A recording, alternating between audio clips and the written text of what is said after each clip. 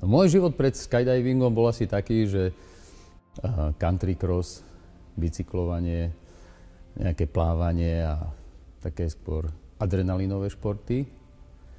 No a raz jedného večera sme boli s kamarátmi v takom nemenovanom podniku v Prešove, kde sme sa schádzali, lebo to vlastne ďalší náš kamarát. A jeden z nich tak len navrhol, čo keď sme si išli skočiť, teraz organizujú nejaké základné výcviky v Spišskej Novej Vsi. A len tak naozaj do plena hodil, že poďme si skočiť. A hovorím, jasné, že prečo nie? No a už bolo zarobené na prúser. Lebo sa to stalo drogou na ďalších veľa rokov. Tak nakoniec sme do tej Spišskej išli, urobili nám kurz, ktorý tam bol Peťo Slivovský, ten nám urobil kurz. Spravili sme v ten istý deň v podstate teóriu, na obed sme išli skákať a ja si pamätám, že v ten deň som si dal prvé svoje 3 zoskoky z brigadíra. Bolo to super, mne sa to tak zapáčilo, že mali sme zaplatené 2 zoskoky, ja som si priplatil 3, pretože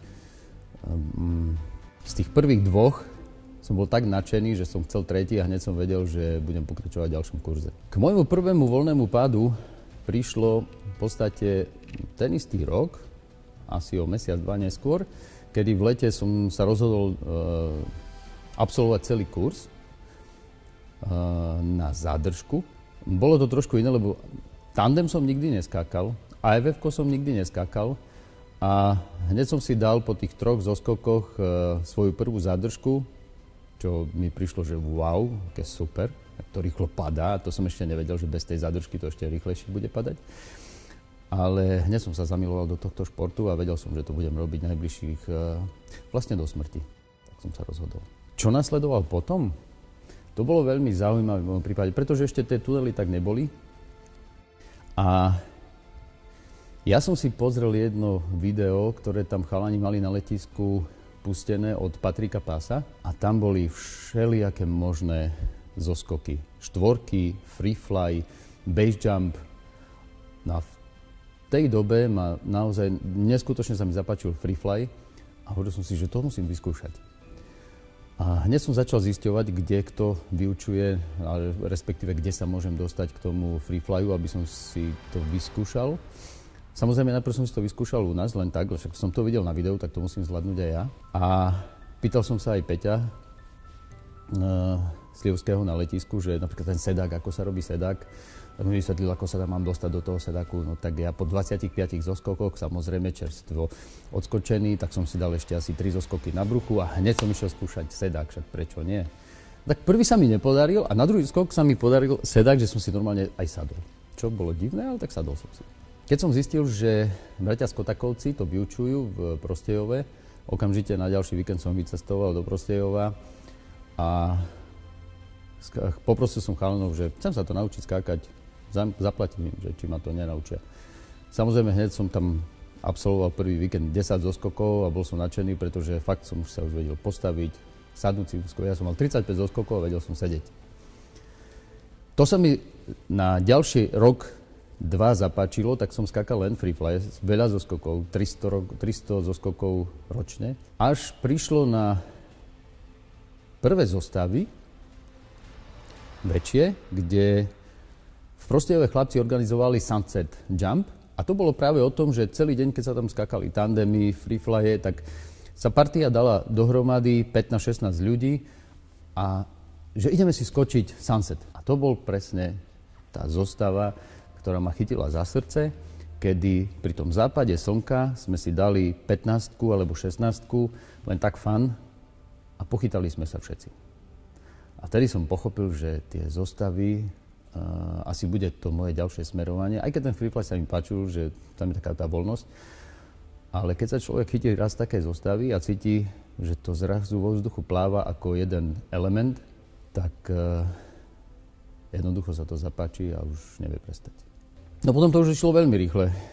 Braňo Bohuš mi spomenul, že v Poľsku sa organizuje nejaký Big Way Camp, tak samozrejme, že sme sa hneď prihlásili, boli to nejaké 30-ky, 40-ky, respektíve tam boli 16-ky. A tam musím povedať, že tam hrozne ďakujem osudu, že som sa dostal do rúk Tomovi Jenkinsonovi, ktorý v podstate bol jedným spoluorganizátorom a svetového rekordu posledného, ktorý ešte stále je, 400, Thajsko. Pretože dovtedy som si myslel, že viem veľké, ako respektíve veľké, hej, tak najväčšia 15-ka, proste, že dovtedy, že viem skákať, že viem prísť, zapojiť sa, žiaden problém, že aký tam môže byť problém. Až on, keď ma prvýkrát zbuzeroval pri prvom videu, som pochopil, že tam je ešte veľa práce, že to prísť do zostavy a len sa chytiť, to ešte nie je všetko. Pretože keď mi ukázal na videu, pod akým uhlom som prišiel, a tam bol rozdiel len 10 stupňov, že som mal prísť pod takým uhlom, najprv zastaviť, potom položiť ruku, tak som videl, že tu som sa dostal do inej ligy. Že to nie je len také, že prídem, zapojím sa, super, wow. A tešíme sa, že sme sa chytili. A tam som sa naučil o bezpečných rozchodoch, lebo nie je o tom len skočiť ten rekord, ale aj bezpečne otvoriť a bezpečne pristať a večer si dať bezpečne s kamarátmi pivo. No a po Poľsku, vtedy som sa tam zoznámil ešte s jednou parašutistkou, ktorá tiež bola v 400 v rekorde, Leslie Gale. A tam ma hneď oslovila, že či by som neprišiel skákať, že budú skákať 30-ky, 40-ky, 50-ky v Belgicku. No tak samozrejme som súhlasil, bolo to asi o 2-3 týždne na to. Tak sme s Bráňom Boušom vycestovali do Belgicka. Už som si myslel, že si aj nezaskáčeme, pretože dosť tam pršalo, keď sme prišli. Prvý deň pršalo, druhý deň pršalo. Už to bolo také, že wow, toľko kilometrov, cez 2000 kilometrov a nič. No nakoniec sa vyčasilo a musím povedať, že úžasne sme si zaskákali. A táto 40 alebo 50 to bola len v podstate pozvánka do ďalších väčších zoskokov a to už bol Perris Valley, kde už sme skákali. Už som bol pozvaný do 100, už tam bola prvá 100, potom druhá, tretia a už tých 100 mám skočených asi, ja neviem, možno zo 100.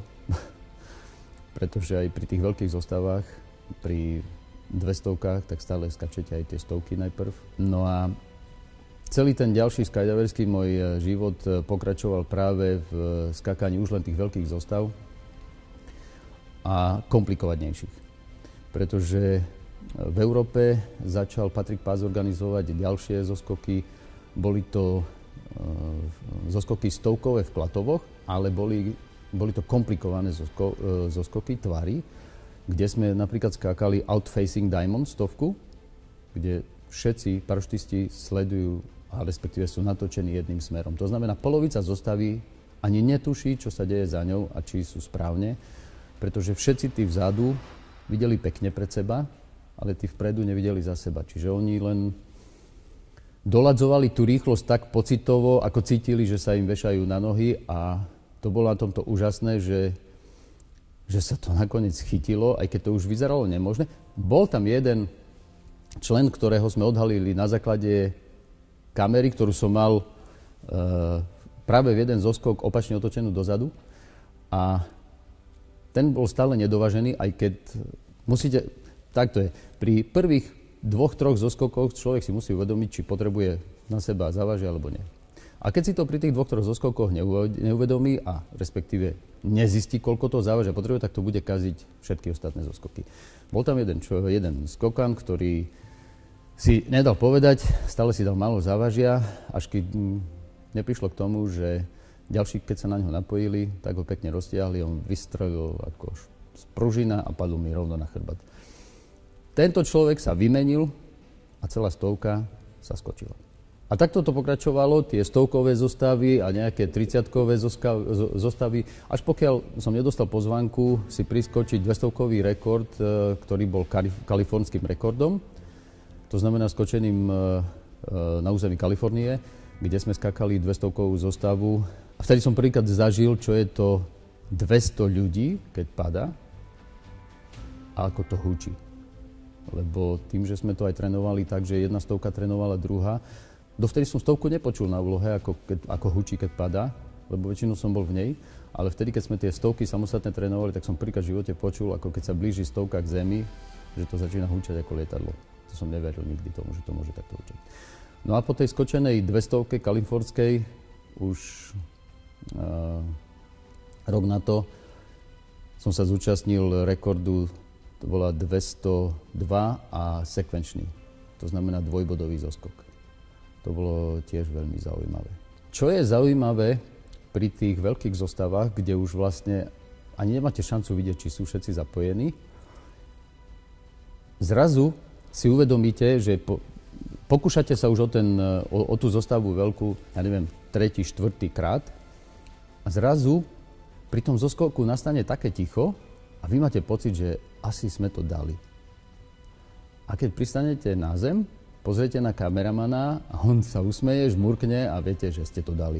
Naozaj je to zvláštny pocit, lebo väčšinou to človek cíti, či to dá, alebo nie, že tá zostava pláve, niekde sa to dvíha hore, niekde dole.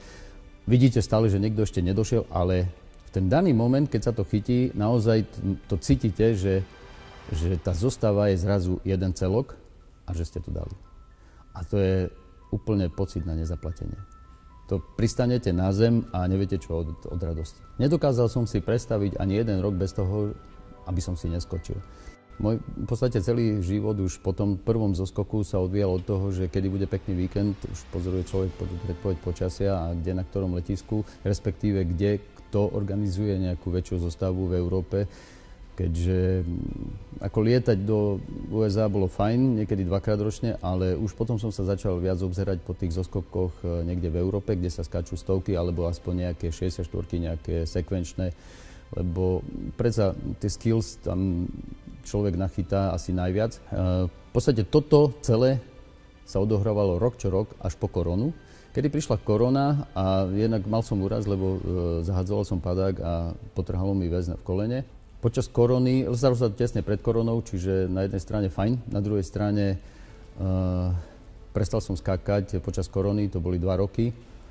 No a teraz mi to už tak chýba, že ocenil som snahu chlapcov, keď prišli s tým, že ideme, respektíve sa snažia poskladať, dať dohromady pokus o nový slovenský rekord. Bol som nadšený, že zase prišiel nejaký impuls, niečo, čo ma naštartovalo a môžem povedať, že teraz sa neskutočne teším na to a neviem sa dočkať prvého zoskoku, že si znova pôjdem do vzduchu, vyskúšam si aj nový padák, pôjdem si zalietať do tunela a už teraz sa teším na nový rekord. A ja verím, že ho dáme. Pre tých, ktorí ešte stále váhate, čo skákať, či skákať freeflye, čo je, áno, úplne freeflyom rozumiem, pretože som ich aj skákal. Bavilo ma to, bolo to také free, naozaj free.